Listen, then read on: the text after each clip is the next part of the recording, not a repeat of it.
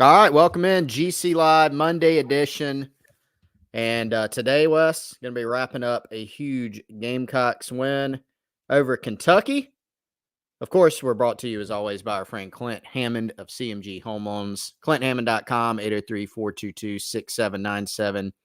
And the NMLS number, of course, is 71597. Make sure you hit up Clint for any of your home loan needs, any questions that you may have. And Wes, I imagine our guy Clint is pretty fired up about the Kentucky game. If you want to give him a call today about your mortgage needs, probably going to be pretty heavy on the Gamecocks talk as well. South Carolina now 2-0 after scoring a huge win in Lexington. How are we feeling, Wes? Vibe check? How's it going? Yeah, I mean, Clint's pumped, I'm sure. Gamecock Nation is pumped. Hey, we're right. What a difference a week makes, right? Oh Like man. we're riding the Gamecock roller coaster as always. And you know, we have the battle of the what would you say, the battle of the negative fans and the positive fans right now. Like Mm-hmm. everybody who was kind of ready to pounce last week, they pounced. Now everybody who's ready to pounce back this week, I feel like, has responded. So excited for this week, man. And obviously, all jokes aside, like what a big win for Carolina when they really, really needed it. I mean, I always say must win does not exist. Like, I don't really like that phrase, especially week 2. But to be able to go ahead and get this win and, you know, I think kind of break some trends, honestly. Like Kentucky, some of it being schedule based, but Kentucky has started pretty fast a lot of years. And South Carolina, that was something Shane Beamer talked about in the offseason, wanting to start faster from a season standpoint. And so we all saw what happened last week. Sloppy is the word that keeps coming to mind, but for them to bounce back and play really well, that was I mean, just impressive on all fronts. I thought after Kentucky played pretty, I would say, clean on all fronts in week 1, abbreviated action, I thought Carolina won all 3 facets of the game on Yeah. Saturday and just out executed, outperformed them. Yeah, they did. I mean, and Shane Beamer referenced that too. I think in the post game and during his Sunday teleconference, and that in all 3 phases, South Carolina, I think, outplayed the Wildcats, and I think showed improvement in all areas. And look, here's the reality: we're through 2 weeks of the season. If you want to say three, because of week 0, the vast majority of teams have played 2 games. South Carolina's played 2 games. I think most of their opponents that they're going to play on the 2024 schedule have played 2 games. So we have 2 weeks of data. That's taught us some. It has certainly not given us a full picture. And like you said, Wes, college football is a week to week sport. I think we've already seen some surprises in the 2024 season.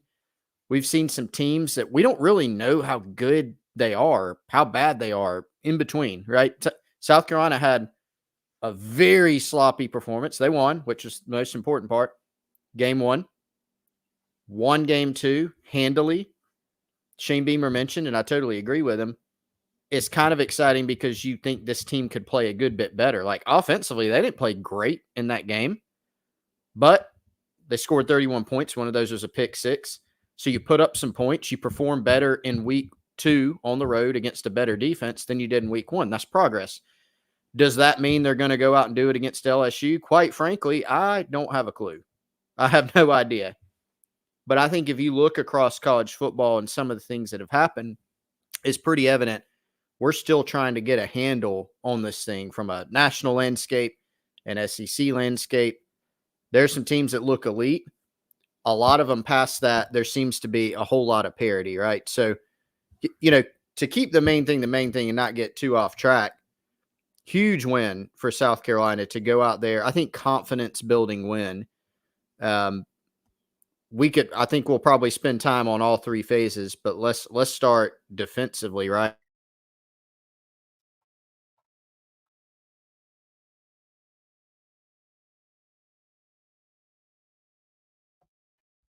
the Gamecocks just made a bunch of big plays. Like some of the third downs that they converted later in the game were huge. They finally hit some explosive plays, which is a big point of emphasis. Special teams was outstanding. We'll hit on all those. But defensively, Wes, what it came down to was Kentucky just couldn't block South Carolina's front anytime they went to pass. And that, I think, was the biggest difference in the game.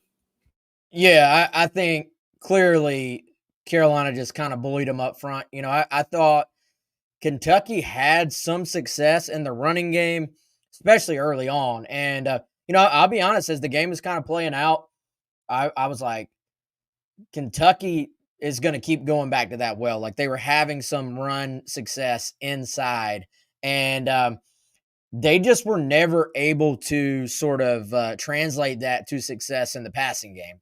And, I think what we're seeing, this Carolina defense, I feel like we're a broken record, but they're fast, they're athletic, they're twitchy up front.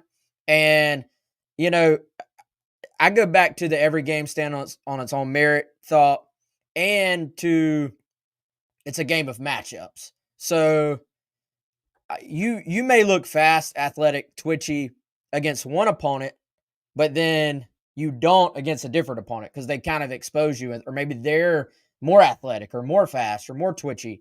And so I thought this is 2 weeks in a row, though, opponent based, that South Carolina's athleticism on defense has sort of showed up. And, Chris, I think, and again, we're 2 weeks in, I think this is who Carolina's going to be on defense. Now they're going to play some offenses. Let's be fair. Let's be, as much as we tried to be even kill about last week and saying overall, hey, 1 week does not make a season. You can't punt on a season after one game.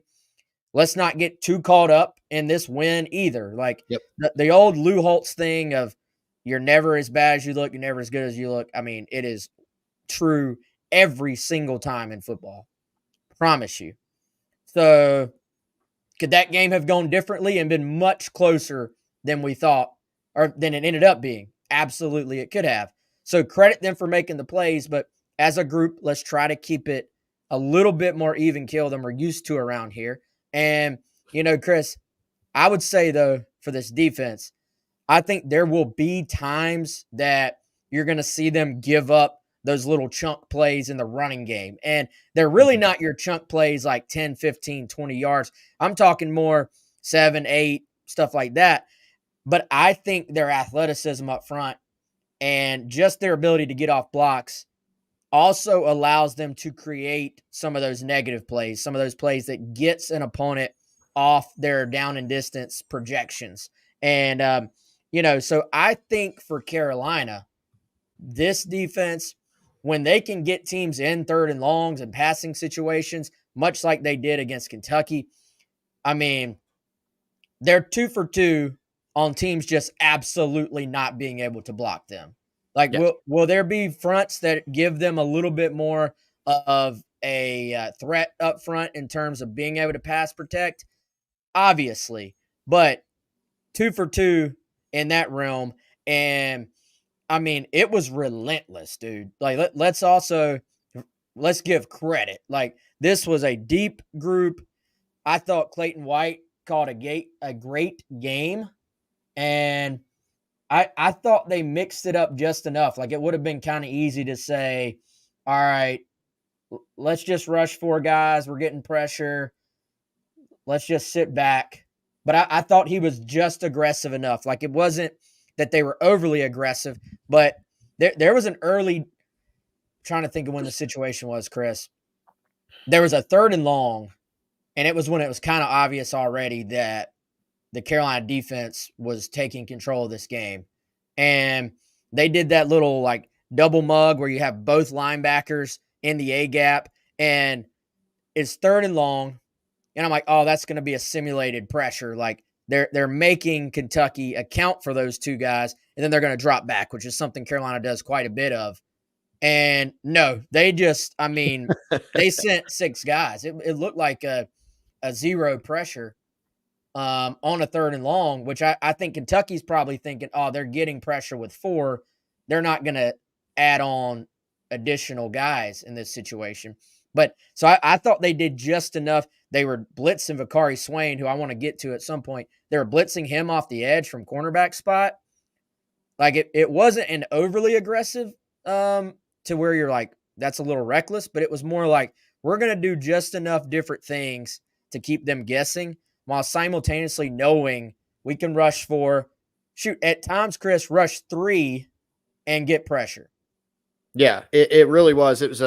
I thought it was a versatile, varied defensive game plan to where they could do some different things. Somebody asked Beamer on the Sunday teleconference, hey, why did y'all come out in 3-man? You ended up running a lot of 4-man, and it was just a matchup type thing, right? And even on that first drive, I think they were able to, and this was a frustrating point for Mark Stoops that he brought up later. They were able to create some of those negative plays, Wes, and I think that's going to be a hallmark of this defense. You go back to, I think it was the first drive for Kentucky. They get, 8 or 9 yards running some type of inside run. Then they try to run sideways on a jet sweep, and Jalen Kilgore comes up and makes a tackle for loss, right? That is kind of their identity as a defense. They'll give up some plays here and there. I think the key for this team is don't do what you did against Old Dominion, right? That's the part that they cleaned up for the most part. You didn't have 2 long, explosive scoring plays. If you're going to take your chances on an offense, just kind of going up and down the field on you, this is something Ellis Johnson used to talk a lot. People say they don't like bend but don't break, but in reality, if you're asking a college offense to go up against a pretty good college defense and put together a 10, 12 play, 75-yard drive, that's actually pretty hard. That's a lot of opportunities for an offense to screw something up.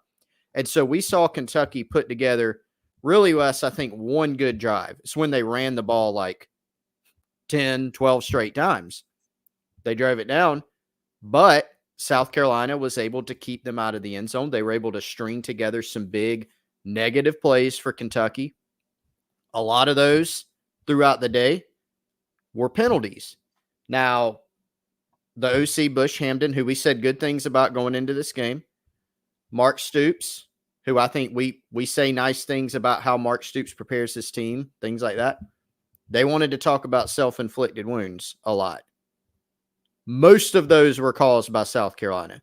Mm-hmm. There's a difference between committing a dumb penalty and committing a penalty because the opposite team is causing you, forcing you into those errors and overwhelming you. So when you look at, maybe not the illegal motions, things like that Kentucky had a couple times, but the holding penalties, I don't even remember how many there were. Those were caused by South Carolina. And no better distillation of that, Wes. I remember there was one play, South Carolina got a big play. Kentucky was backed up.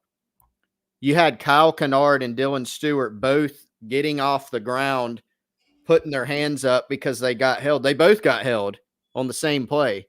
And I don't even know if that one was actually called, but they forced Kentucky into so many errors throughout the day, so many negative plays. And I mean, you can boil it down looking at Brock Vandegrift's stat line, right? 3 for 10, 30 yards, just completely overwhelmed Kentucky's front.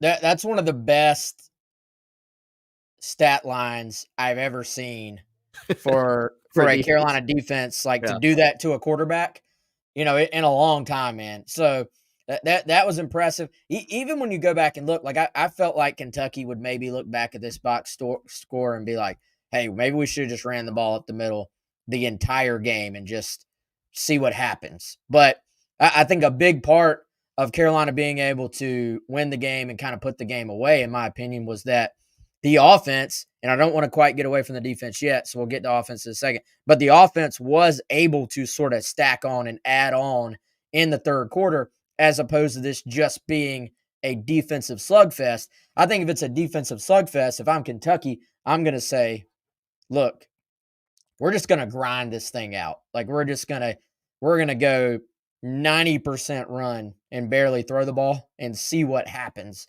But once the game, from a game flow standpoint, once Carolina sort of stacks on in the third quarter in terms of points, You really can't do that. So, but I thought, Chris, and this is a little bit anecdotal, but for one, when Kentucky did have that room to run, I felt like Carolina like flowed to the ball pretty well and shut it down before you saw bigger chunks. I thought when Kentucky got, in my opinion, and I'm huge on fourth down. Like I always love, like Spurrier was ahead of his time in saying, "Hey, fourth and short, we're just going to go for it. We're going to try to stay on the field." And I'm all for aggressiveness most of the time. And now all the analytics say basically if it's 4th and 1, I think the analytics say if it's 4th and 1 on your own 10, you should go for it or something. But Kentucky, I thought, got a little bit impatient considering where the game was and considering at the time Sellers was not in the game for South Carolina. So you're dealing with a backup quarterback at that point on the other side. And we've seen Beamer go for it on 4th and 1 in his own territory as well. Like if you get it, nobody questions it whatsoever. And they were running the ball pretty well at the time. But I did think that was a little bit impatient of a call. And also, Carolina on both offense and defense made the high leverage plays. Like all the plays that could have swung this game one way or the other. Yes. Carolina made almost all of them. Like they got to stop on their 4th and 1. On Carolina's 4th and 1, they do the little trick play, bring Brady Hunt over like they're going to direct snap it to him for a tight end quarterback sneak, and Kentucky jumps. Most of the Carolina converts some long third downs. Kentucky did not. South Carolina, for the most part, scores touchdowns. Kentucky, in their 2 situations where they did, one, they have a good drive. The other, you look like you're getting a gift in the interception at the end of the half, and you have to kick a field goal. Like, to me, the plays you look back that were like in the balance, Carolina made them. Now, including being able to fall on a couple of fumbles. Our guy, Michael Beckham, who is Beckham on the forum, might be a different game if Carolina can't fall on those fumbles at the beginning of the third quarter. At the same time, you go back and look, dude, Kentucky had, I think, 4 fumbles in this game as well. So it's not like both sides didn't put the ball on the turf a little bit. Yeah, and Kentucky was able to grab some of those as well. I mean, the best instance, Wes, was where Kamar Bell somehow came up with that ball that squirted out and rolled around on the ground, and it looked like I think maybe Deion Walker for Kentucky's really good defensive tackle had it, and Kamar somehow came up with it. So those were huge, but that's a great point. That's actually where I was going next. This game, the scoreboard looked like a domination, and really in many ways it was. But a reason you were able to do that is you dominated consistently some aspects, but then you dominated on a more micro level in the high leverage plays, the third downs, the key moments, the key stops. South Carolina won all those. They looked mentally and physically tougher in those situations, which you love to see against a team like Kentucky that's typically very physically and mentally tough. That's kind of their hallmark, right? South Carolina isn't at the point as a program where they waltz into an opposing stadium, kind of go through the motions and beat somebody 63-10. That doesn't happen. And that's rare in college football at any point, right? So to win a game like this the way you want it, you've got to be dominant in one area, typically on defense. And then you got to go out and consistently win key plays, key situations. So you mentioned some of those, right? I was going to bring up the Sellers pick, big play for Kentucky that can maybe turn the tide. Defense picks them up, play complimentary ball, you hold them to a field goal. Sellers against the blitz. And the first half, remember how the first half ended? He had a couple plays on the same drive where the ball's on the ground, kind of looks shaky, looks like a freshman. Second half, Wes, he kind of looked like a different player. I mean, that's the improvement we talk about from game 1 to game 2, even within the same game, Lenora Sellers, they're backed up with a 3rd and 14. Kentucky has a chance to get off the field. Sellers makes a little move, rolls to the left, finds Mazeo Bennett wide open on a 3rd and 14 for an explosive play. Then I think it was the very next play, you score a touchdown on a play to Josh Simon, right? A couple 3rd downs for Kentucky. You forced 2 straight holding penalties, right? The last, another drive for South Carolina, you got a 3rd and 11. So, the type of situation last year that you don't necessarily feel great on, stand in there, throw a strike to Jared Brown for a 1st down, keep the drive going. So there were a lot of 3rd downs defensively where South Carolina did great work, put Kentucky in some bad spots, and then affected the passer, affected Brock Vandegrift. Conversely, 3rd downs for South Carolina, Sellers and the receivers made some really, really critical plays in the game. So that's really, defensive dominance. Special teams, I know we'll get to. They're really, really good there. I think that was kind of an underrated aspect to this game. And then offensively, you made some big explosive plays in key situations. Yeah, no doubt, man. There are a couple of defensive guys I want to highlight. Then we're going to go to offense, and we'll mention special teams as well. But first, let's tell you about our friends at Game Time. Get the Game Time app right there. We know, hey, not just Game Time, but College Game Day will be in town this weekend. If you're already getting that FOMO and you just were unsure about if you were going to the game, maybe you don't have tickets, download the Game Time app or go to gametime.co online where you can use the internet on your web browser to do it. But best thing to do, probably just download the app. And just something different, something special about going to the game in person. Hopefully we have great weather this weekend like we do right now. It'd be a great time to get back to Williams-Brice Stadium and check out the Gamecocks against LSU. They've got curated deals, making it easier to find the best price on great seats. They've got the super deal where you can find deals that they have found for you as far as the best deals at a particular game. And you can see the seat views before you buy. Also, lowest price guarantee, event cancellation protection, job loss protection, and more. Again, that lowest price guarantee, guys, they'll credit you 110% of the difference if you are able to find a ticket from a competing system in that same section for the same game. Download the Game Time app, create an account, use code OWN3 for $20 off your first purchase. That's ON, then the number 3 for $20 off. Terms apply.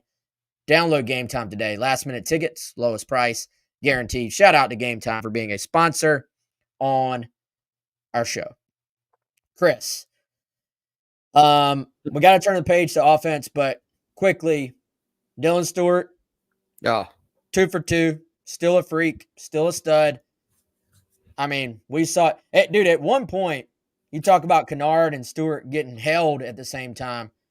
At one point, I've obviously we hear of people splitting sacks, like, hey, he's got a half sack. Has anyone ever split a forced fumble? Like, at one point, I was like, who got that forced fumble? Yeah. It's like they both beat their man and were getting to the football. So, Yeah. I mean, I don't even know what else you can say about the kid. Like, you got Cole Kubelik, who is one of my favorites from SEC Network at breaking down games. He's showing him love. He's like, this guy should not be a freshman. Like, this is stupid. Kennard, obviously, amazing, great pickup. Dude, TJ Sanders continuing to wreak havoc in the middle. I think DeAndre Jules is a guy who we're going to be talking about more and more as the year goes on. He got a start in that 3-man front. And let's show some love to our guy, Vakari Swain.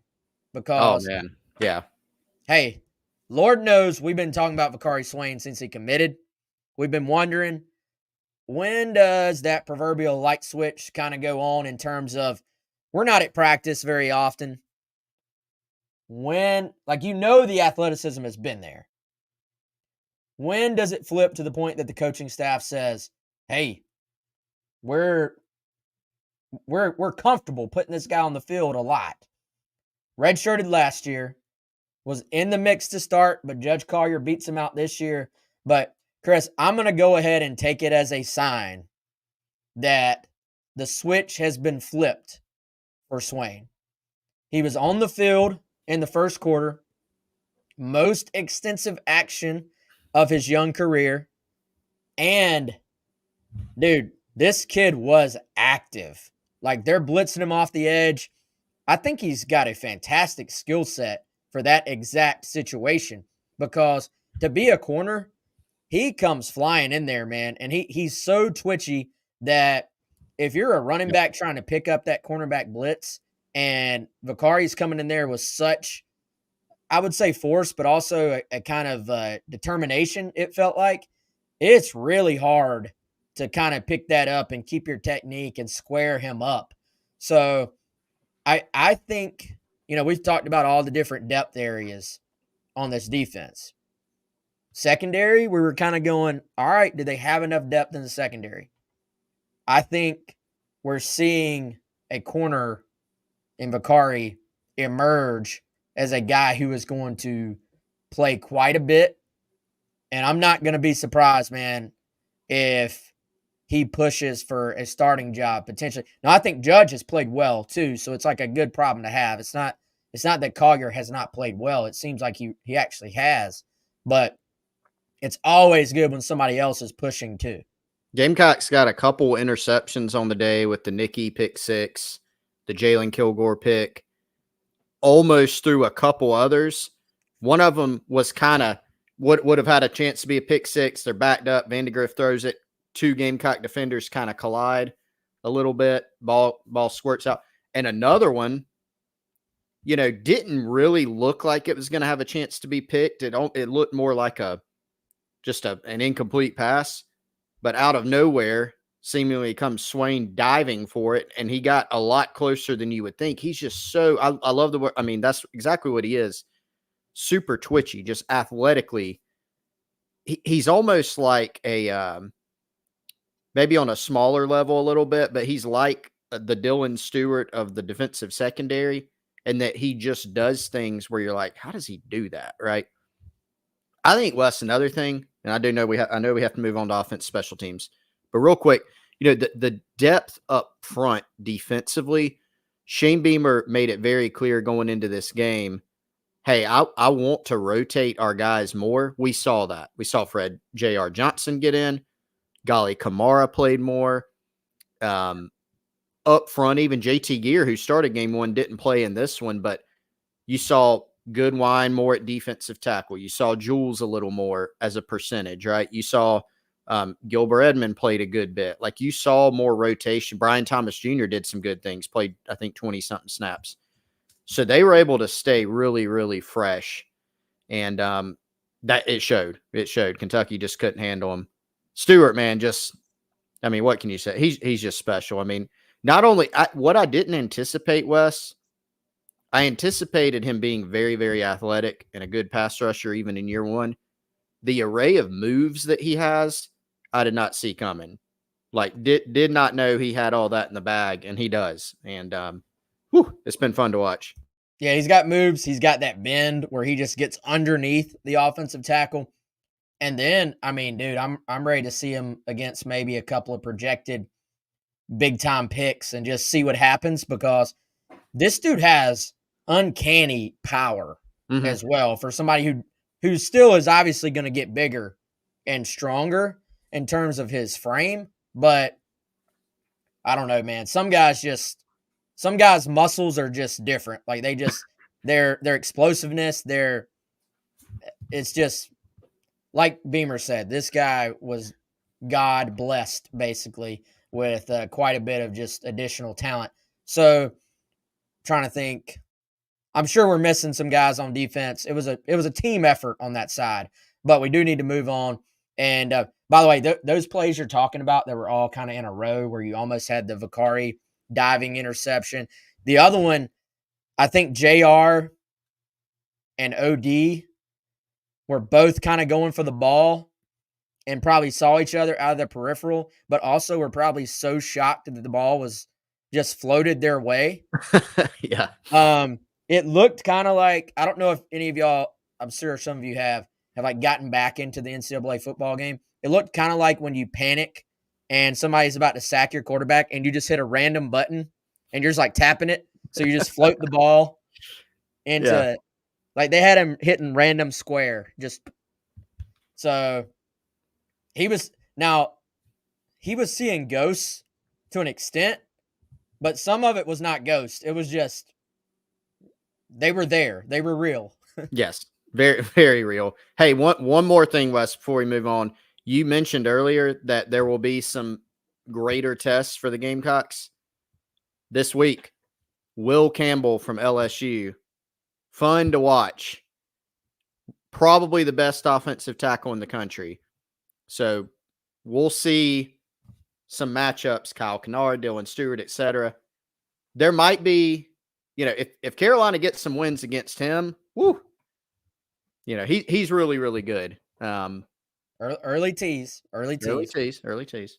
Got all week. Pace Yep. yourself, Chris. Pace yourself. But Woo. it's a good early tease.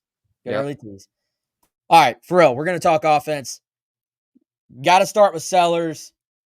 I mean, there were still some growing pains on offense. There were still some freshmen, ball security. You're kind of, and I think some of that, Chris, was a little bit more on just knowing where you're hot, like knowing where pressure's coming from, and those two backside early pressures that he got hit. The ball hits the turf. Obviously, the interception. But, man, the people who watched this kid throw 20 times in game one and tried to say, oh, he can't throw the football, I hope you watched the game Saturday. Like, I do.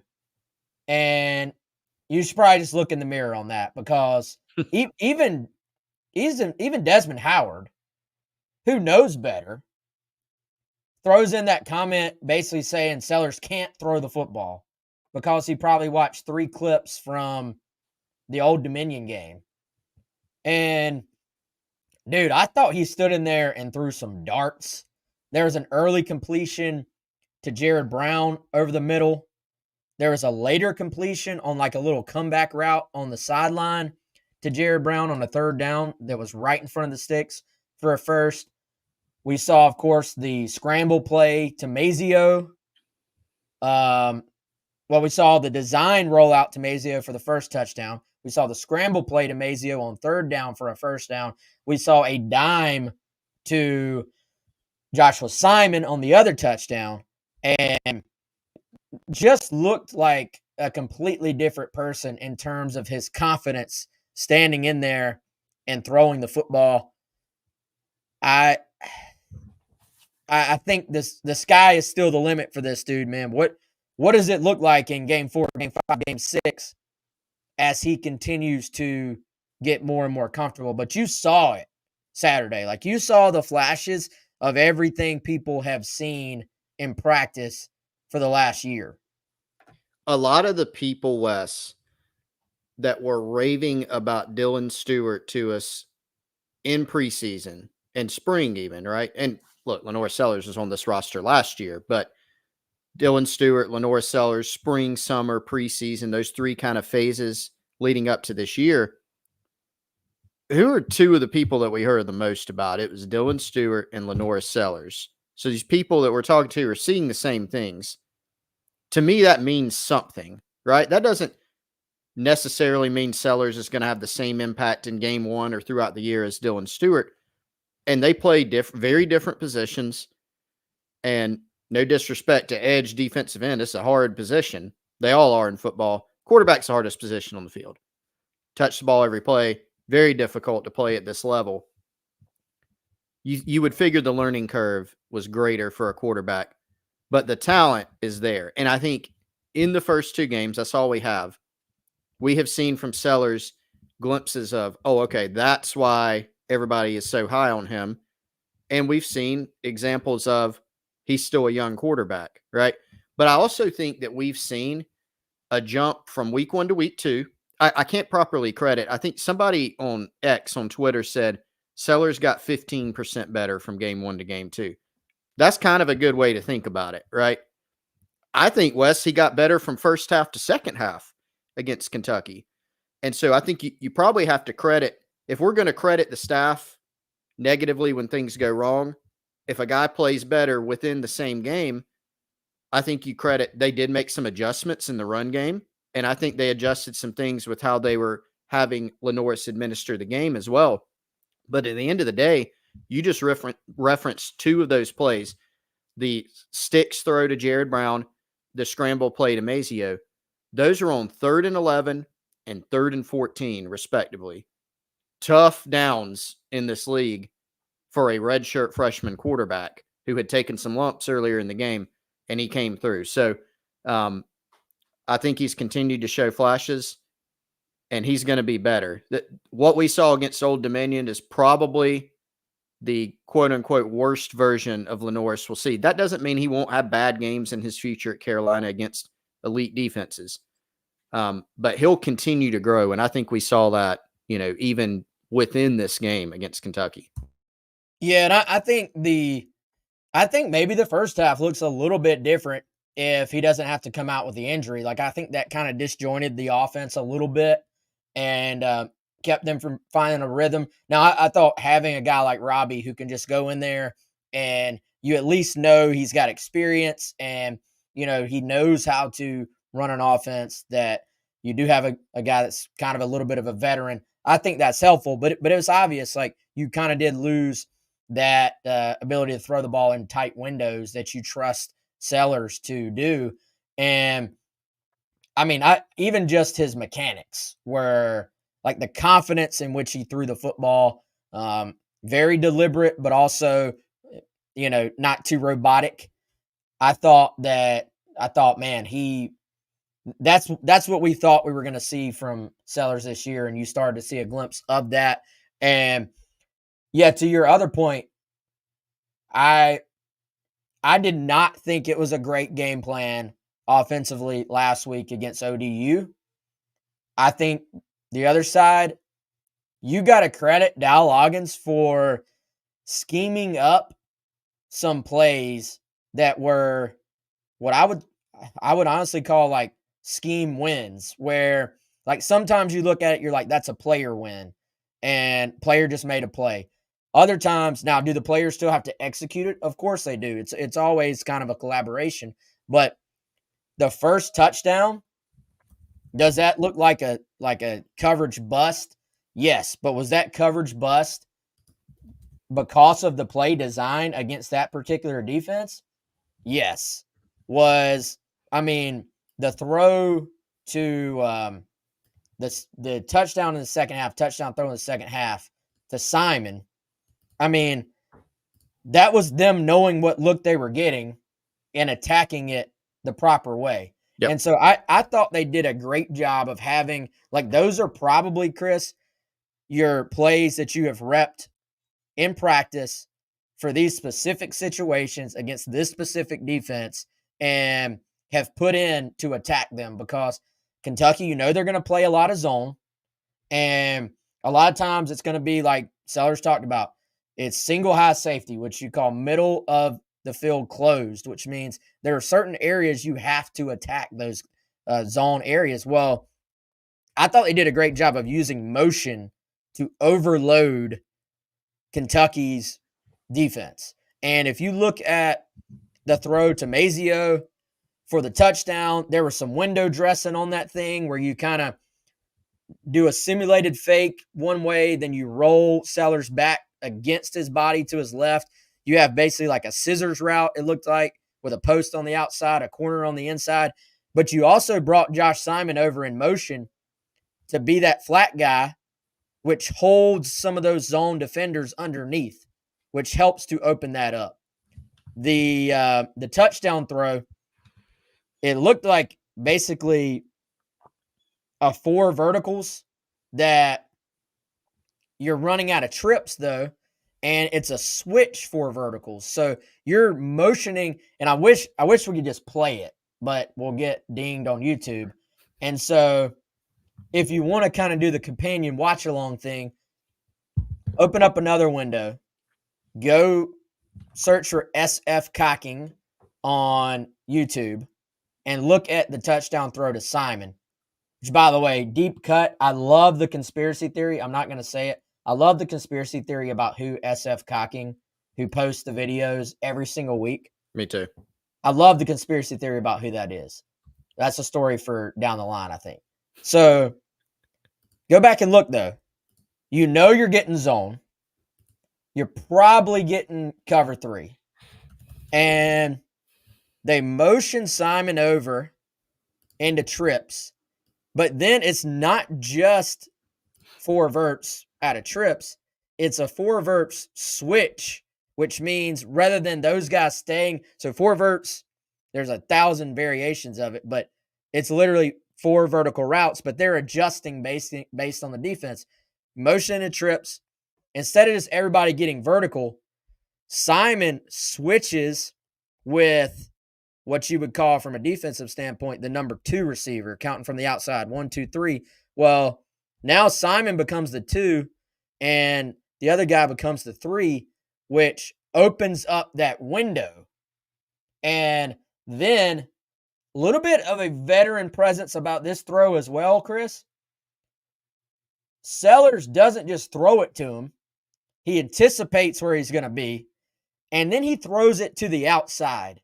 You notice how Simon had to adjust to that ball a little bit, but it's because you're throwing it away from that middle field safety. And so I thought, to just have that understanding of exactly what we're in, exactly what we're looking at from a defensive standpoint if I'm Sellers, but then, hey, I'm going to put this ball exactly where only my guy can get it. We talked last week about them admittedly not being aggressive when you got in that high red zone area. This week they were. They said, we're not even going to get it deeper into the red zone. We're just going to take our shots right now. And Dow had some really good calls, I feel like, in terms of putting them in a position to succeed, and then they executed it. Yeah, mix between the player-led plays, Wes. We just broke those down. You know, the Sellers 3rd and 11, 3rd and 14. A little bit more player-driven, which you need to be good to win games in the SEC, but also drawing those up. The play to Mazio Bennett to open the scoring, the touchdown pass to Simon, those are plays to where you look at them and they're executed and you go, the call made sense. It's a good call. It caused confusion in the back end, and basically you got them, right? And that's what you want. You need a blend of both of those. Also thought that, you know, Shane Beamer highlighted this on Sunday. Carolina's got to run the ball more effectively going forward. I think they found some things in the second half, namely, and I can't remember for sure. Somebody correct me if I'm wrong. I don't know if they ran that tight end insert play in the first quarter. In the second quarter, we saw it, or at least we saw it more, I think. Is definitely more successful. And that's basically where you've got the tight end coming up almost behind the guard or behind the center in that gap as a lead blocker. And Rocket Sanders, I believe his run that was initially ruled a touchdown and called back was on that play. So they put that in a few times, had some success with it. So I do think we saw some adjustments in the second half that helped the Gamecocks. And that was really the story. You know, they did just enough offensively, but really the explosive plays and the plays in key situations, that ended up making the difference. Week 1, you don't really put together a drive. You don't make a lot of big plays. Week 2, you were able to put together some drives and make some plays in big situations. Yeah, and in no way, I know some people are going to say we're being a little too high on that. In no way am I saying it was a perfect offensive performance. They definitely in the first half, they struggled to run the football. Now, they did. Some of it was adjustment. Some of it, I thought, in the second half was just they kind of kept going back to that well, maybe wore Kentucky's front down just a little bit, maybe broke their spirit a little bit in terms of game flow. And, you know, I thought it was something to build off of from an offensive standpoint. And, you know, first half, you lose Sellers for 2 drives. One of those drives, you're backed up into your own goal line. And I think with a young quarterback with a lead, they were kind of trying to be careful a little bit.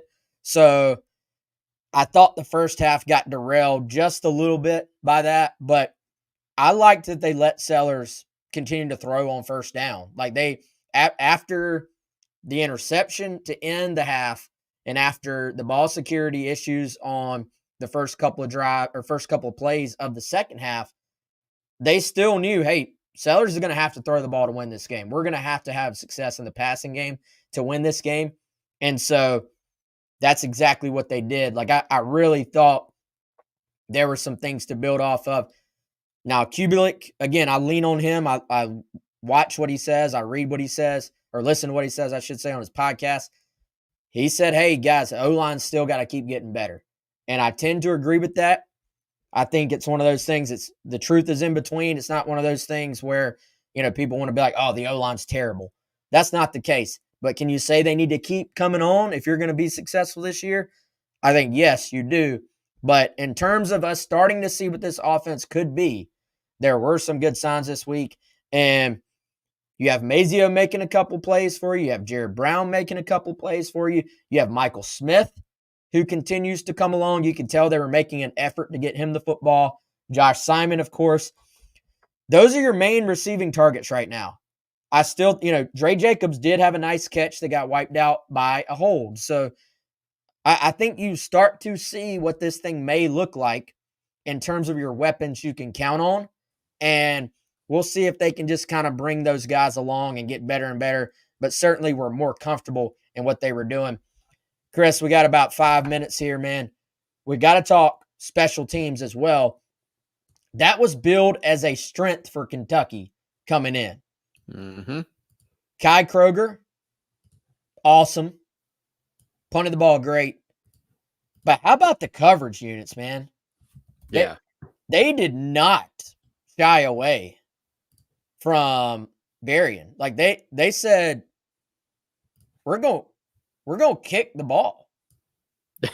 They kicked and they covered. And, you could shout out a bunch of players, Wes. Nick Harbor did a great job running down on kick coverage and, got to Brown and made him kind of change directions and his help come, and clean that up.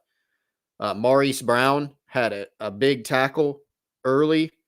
Colin Bryant, who I think Beamer shouted out, walk-on linebacker, in-state guy, started his career at Alabama as a walk-on, shouted him out. I think he was wasn't he the special teams player of the week? I think Colin Bryant was.